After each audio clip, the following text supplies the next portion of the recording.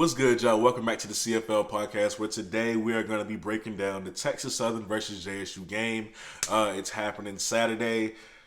I wonder what time that game is. If it's during the day, I just have to, sneak it or watch it at work like I always do. If not, I'm gonna get home and tune into that thing. Y'all should expect the video soon afterwards. Probably not that day, maybe the next day, but you'll get a video as well. Y'all know that though. So yeah, let's get right into it. First, let me say this. I seen Warren Newman training with his trainer. I think he's off the crutches. I think that was only like temporary, but he's back training with his trainer. He's looking real good. He's looking real healthy. Hopefully, he can get back before the season ends and everything like that. I just can't wait to see him get back because without him, Jackson State isn't even trying to work that middle with anyone else. Like, it was Warren. Warren was the guy for that. So, just happy to see that he's taking, like, great steps into getting back on the field. And I just want to let y'all know that for people who did not know. So, just look out for him whenever he'll be back. So, let's get into the game, right? It's the same thing that we've been saying for the past couple of weeks, right? So stop the turnovers, not turnovers, but stop the penalties. Establish your dominance, right? Stop waiting until the second half of the game to get going. And third, I would also say this is honestly the most important because the past 2 weeks they have not been coming out with any energy, and it's really affecting them. Come out with energy. Come out ready to play.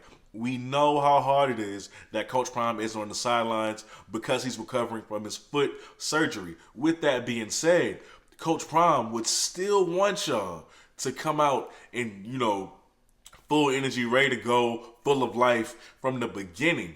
You feel me? Like, we understand it's hard.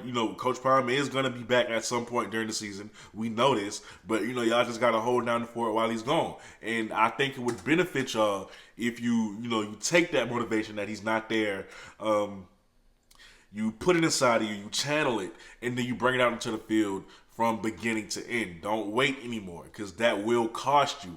It's been costing you, but because y'all are so talented of a team and you get it going right before it's too late, you're able to pull out the win. But it's getting a lot harder to do so. All right. So I just want to start off and say that. So first, right, when I looked at when I did a little research on Texas Southern, because I really am a fan of Andrew Body. Andrew Body is that dude. If y'all haven't seen my Let's Talk About the SWAC video that I posted a couple days ago, maybe a week, I made a hot take where I said Andrew Body will lead Texas Southern to a SWAC championship. I don't know about win it. I think he'll put them in position to win a SWAC championship before he graduates school. I really, that's how much of a fan I am of this kid. That's my hot take. They put talent around him. It's over with. So that's my hot take on Andrew Body. Just a huge fan of the kid overall. And, I did some research on the whole team of Texas Southern. And let me say this. This defense is going to have a day. They should have a day. You stop Andrew Body. Let's be real. Andrew Body has been doing a great job, but he's been doing it by himself. Damn near by himself. This defense is not the defense you want to go against when you're doing the majority of the work by yourself. This is not the time to play Superman and to be Superman by yourself versus this front seven and the secondary. What do I mean by that? Let me tell you. Andrew Body is leading he's leading his team in rushing yards. He's leading his team in rushing yards. I think he's ranked eighth in the SWAC. He's leading his team in rushing yards. 69 attempts, 415 yards. He averages 6 yards a carry, and he has 3 touchdowns on the season, rushing wise. Oh, and he also averages 60 rushing yards per game. Yo. The next closest back on Texas Southern is Jacory Howard, and he's down there. All right, 36 attempts, 218 yards on the year, 4 yards per carry, 5 touchdowns. Andrew Body is going to have to do it all for Texas Southern, and this ain't the game that you want to be in that particular. And even though he's the leading receiver on his team, Jackson State's run defense is still first in the SWAC. They're still first. Throughout 8 games, they have 274 attempts against them, and they've only allowed 659 yards, a 2.4 yards a carry. That's important. They've only allowed 2.4 yards a carry on the season, even though the Back from Valley did have a really good game against them last week. Still, overall, they're still a very great run defense. Only gave up 3 touchdowns rushing wise, and only give up about 82.4 yards a game rushing wise. This ain't the team that you want to do that against. It's not. This, I think the 270 yards, 274 attempts rushing against Jackson State actually is like third fewest in the SWAC, which means teams are deliberately trying to pass against that secondary instead of taking their chances running versus JSU. They know what's up. Right? So, Jackson State's defense is also ranked first in efficiency. So people think that, Jackson State's run defense is great, but the pass defense ain't all that. That's not really the case, right? Obviously, we know the front seven plays a huge factor in teams not being able to really pass on Jackson State. They play a huge factor, but let's not take anything away from that secondary as well. Let's not do that. I'm going to tell you why. So, JSU has a 48% completion percentage on the season for teams that try to pass against them. 48 completion percentage. 48. I think that's second to Prairie View, who has 47. I think they're second to Prairie View, but it's mirroring each other. So that secondary ain't really a slouch as much as a slouch as you think. They went 6 consecutive weeks without a interception, and in 2 weeks you get 7, which now ties you third in the SWAC for interceptions. Just like that, in 2 weeks, you were able to go from last in picks to tied for third with a bunch of other teams in the SWAC.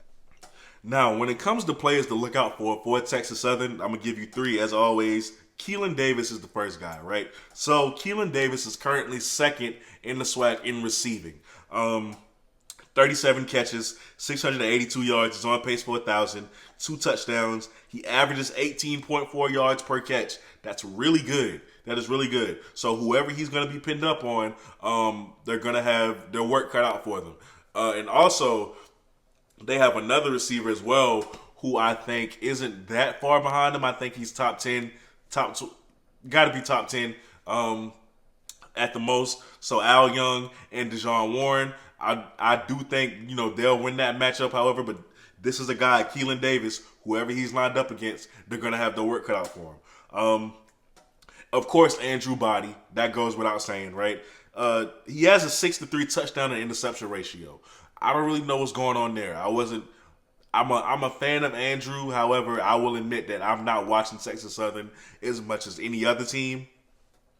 I watch a lot more teams more than I watch Texas Southern, to be honest with you. So, 63 touchdown to interception ratio, a 63% completion percentage, which is not bad, 1,476 yards passing.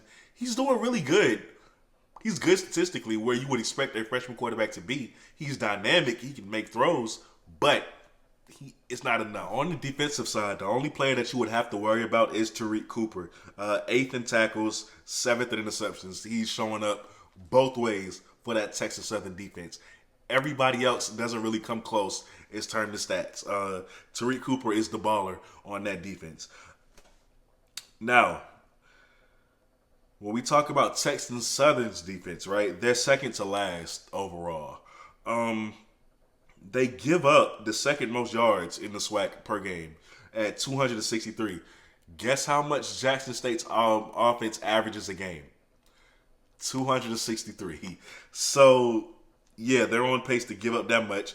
I think, JSU... I found this interesting. JSU is last in rushing. We know this. It's no secret at this point. The run game has not been great. They're last in rushing, but Texas Southern is also last in run defense. We gonna see who really won it this week. We gonna see. So if you can't get it going versus the worst run defense in the SWAC, it's no hope. It's just no hope. Again, not really much to say about that offense. We know how great the receiving core is, how deep they are, how good they are together. The offensive line, passing wise, is I think they're a little underrated. We don't give them enough credit. Uh, Running wise, that criticism is valid. We know that they're just not that good running. But passing wise, they give Shador enough time. They really do. Shador, of course, 20-3 touchdown to interception ratio, absolutely great. 68% completion percentage, first in that, and he's first in efficiency as well at 163.3. JSU wins this. JSU wins this. Handedly, maybe. Texas Southern has been competing with a lot of these schools.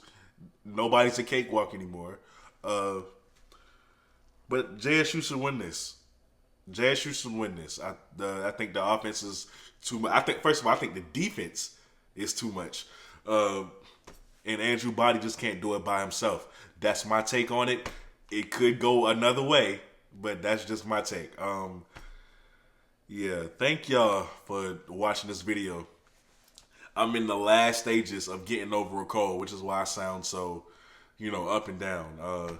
I'm in the last stage. Not really sick no more, but I still cough a little bit. So, got to keep pausing and all that. But with that being said, man, you are watching the CFL podcast. I'm going to tell you like I tell you every video. Go to Brim Solutions on Instagram. Follow that page. They are a virtual assistant company. Inquire about them. The founder is Howard graduate Rakira Fuller. Okay, support a HBCU graduate, please. And yeah, I'm going to put everything up, the list of services and everything like that. Inquire about that. Thank y'all so much for watching the CFL podcast. I go by the name of Kobe. Peace.